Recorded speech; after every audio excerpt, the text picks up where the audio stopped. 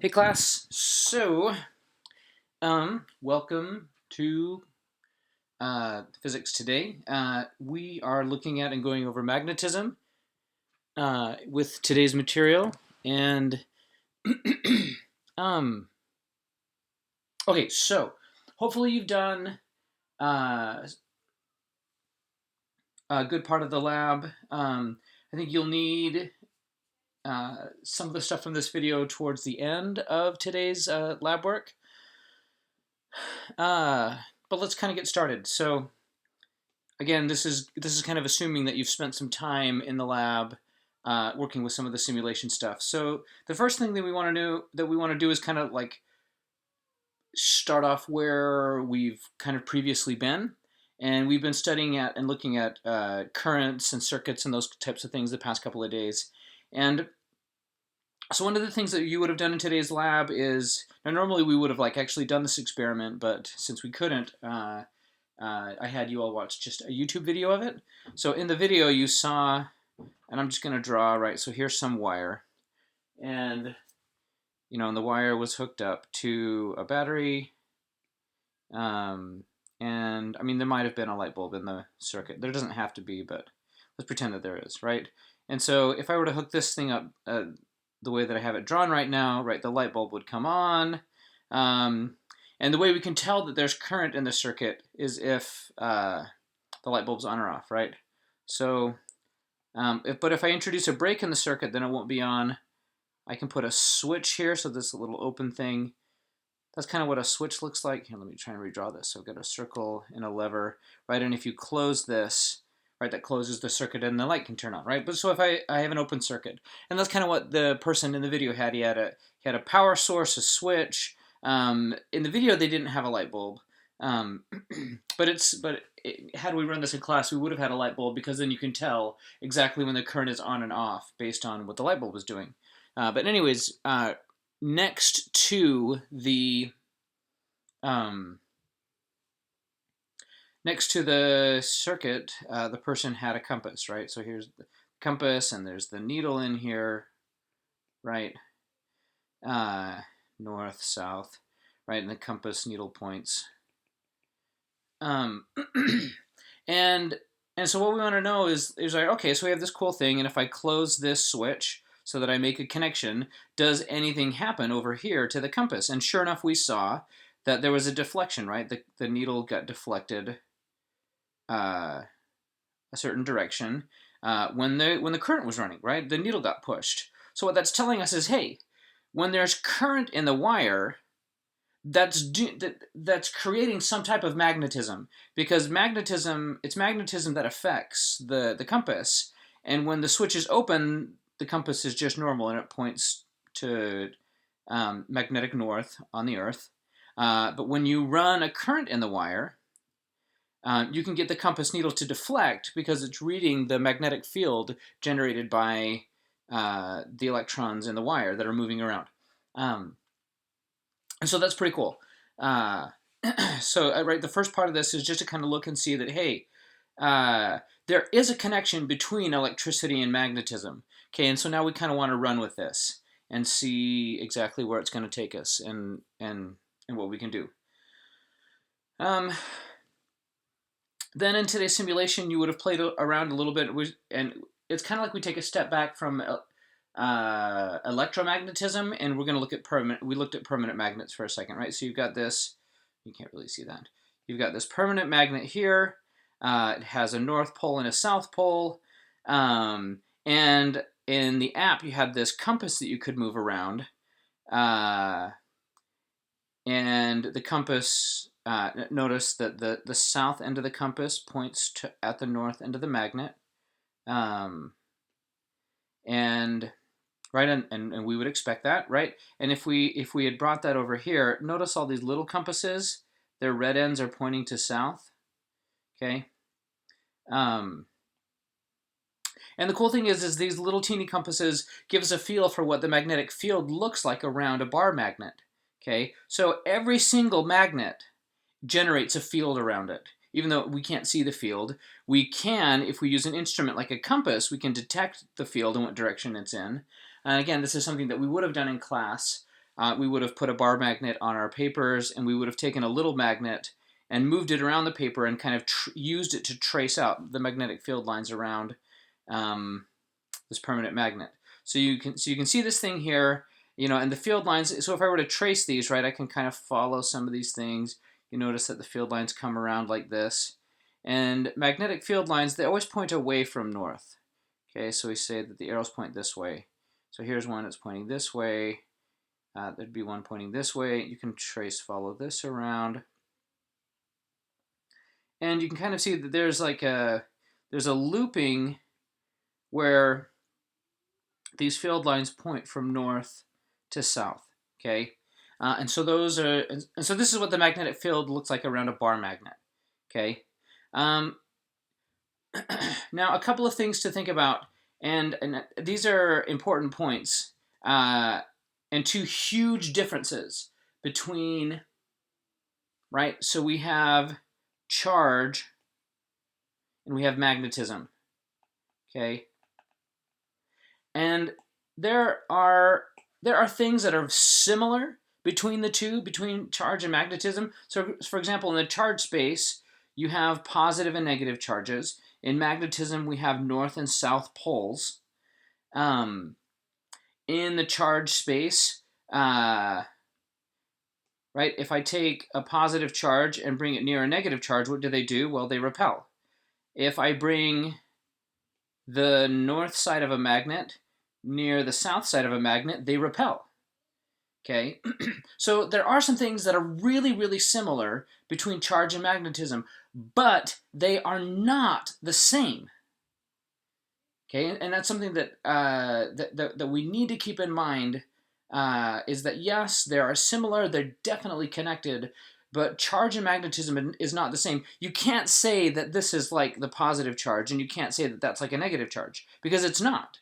It's totally different. One of the huge differences between electricity and magnetism, or charges and magnetism, is that you can have just a positive charge all by itself, or a negative charge all by itself. What do we call a positive charge that sits alone all by itself? Well, that's a proton, right? And what do we call a negative charge that can sit all by itself? That's an electron. Okay, but so here's my bar magnet with a north and a south side. Can I whack off the north side and have a north all by itself, which would then create a south to be all by itself? Can I do that? The answer is no, right? You can't. As far as we know, there is no such thing, and they call them magnetic monopoles. You can't just cut the north off and just say, hey, look, now I've got a north. Or cut the south off and say, hey, look, now I've just got a south. That isn't how it works. Okay? If you had done the lab, one of the things I asked you to do was to look at the magnetic field inside the bar magnet, right? Because the app let you do that, right? And you would have seen that these magnetic field lines, it goes out. Oh, come on. It goes out and around, right? Here's my arrows. And then it goes back in, right? And the magnetic field exists inside the magnet, okay? So it's like if I were to take this and chop it in half, well, what I would create, I'd bring over here, is I'd have this half, bring it over here, I'd have this half, okay? I would just make two little magnets with a south and a north end, and a south and a north end, right where they were cut, because all I did, right, that magnetic field is still pointing this way. That magnetic field is still pointing this way, right? Even inside the magnet, cutting it in half just makes two small magnets. You can't isolate the north and make the north all by itself, right? That's one of the huge differences between the work we did with electricity and the work we're doing now with magnetism, is that you can't isolate north and south. They're always together, always, always, always. So that's an important thing to kind of remember and keep in mind. One of the other things that I had you play around with was, we'll come back to that in a second, was an electromagnet. Okay, and in the electromagnet you had You had a battery. Um, okay, so think about this, right? Here's my battery, and I run a wire, and it goes around. And I know that if I connect this, I create a closed circuit, and that current is going to run. Okay, and current, right? If this is the positive end of the battery and the negative end, convention says that current goes from the positive end around back to the negative end. That's convention, right? I don't know why, but I stands for current. Capital I stands for current. Weird, I don't know why, but it does. That's just the way that this stuff is set up. Um, and um, and when there's a current present, we know that this thing generates a magnetic field. And with your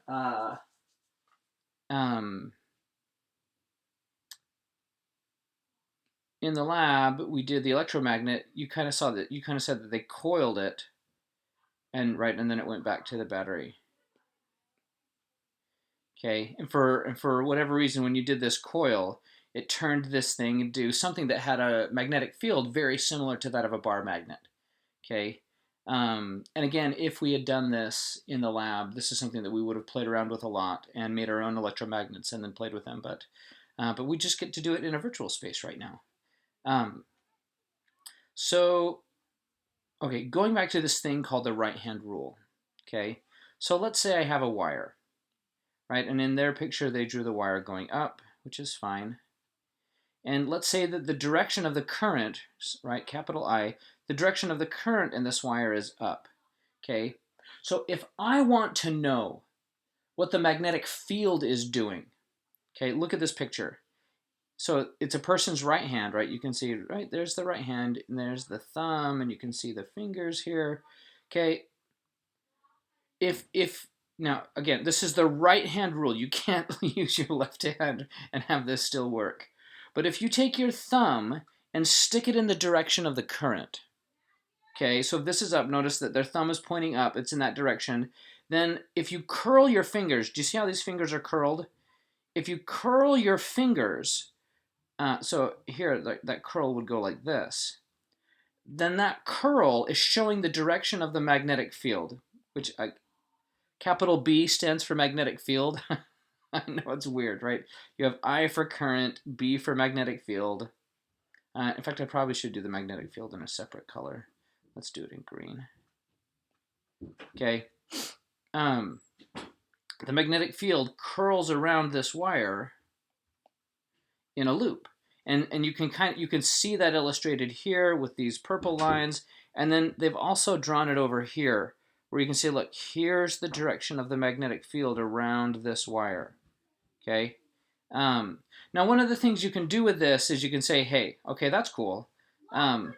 Let's say that I have a wire, and it looks like this. And then let's say that there's current in this wire going this way, right? So here's my current, I. So if I were to use my right-hand rule, right, I'd stick my thumb in this direction. And then I would curl my fingers around the wire, so it's like they're coming around the wire here. And one of the things I want you to notice is that, like, if you physically do this and you stick your thumb, so it's like I'm staring at, I know you can't see this, but I'm looking at my palm right now. If my thumb's in the direction of that wire, then right here above, in the space above the wire, and this is important, right? This space above the wire, what direction is the magnetic field in the space directly above the wire? Is it going into the screen or out of the screen?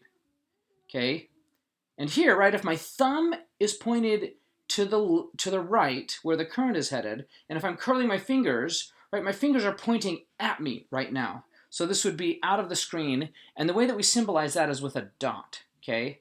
So above the wire, the magnetic field is coming out of the screen. So I'm going to draw all these little dots, right? This represents out of the screen. That's an N. And and then below, right, if you're doing this, right, stick your thumb in the direction of the current, curl your fingers all the way around underneath the wire, your fingers are pointing in, right? And so this is like, it's like we took kind of like a side slice of this, and you can see that, look, right, this is out. These ones are pointing into the screen. And really, I mean, if I were to try to draw a three-dimensional picture of this, you know, it makes a loop, right, where this is coming out and in, making a loop around the wire.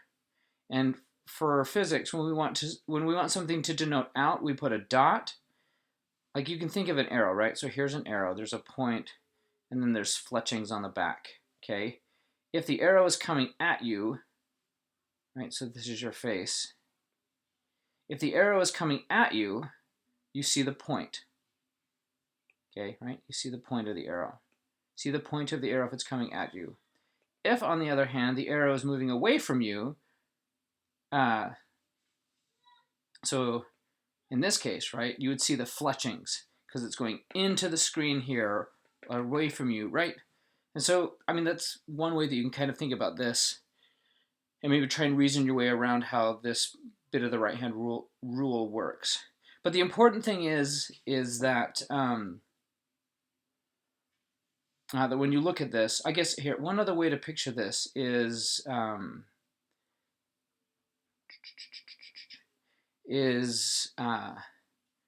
what if we had the wire, okay? So what if we were looking at the wire like this? So what if the wire was coming out of the page, right? So this is the wire, and the current is coming, so I is coming out of the screen, okay? What would the direction of the magnetic field be in this case if the current was coming out of the screen right at me? Well, if that's the case, right, if you stick your thumb pointing out of the screen at you and curl your fingers on your right hand, your fingers are going to curl in this direction, right? So you have a counterclockwise current, or a counterclockwise magnetic field around this current that's coming out of the screen. And then the opposite is true if the current is going into the screen, right? So this would be current into screen, right? So then if I stick my thumb into the screen and curl my fingers, I see the magnetic field going in a clockwise direction that way, okay? So that's a little bit of how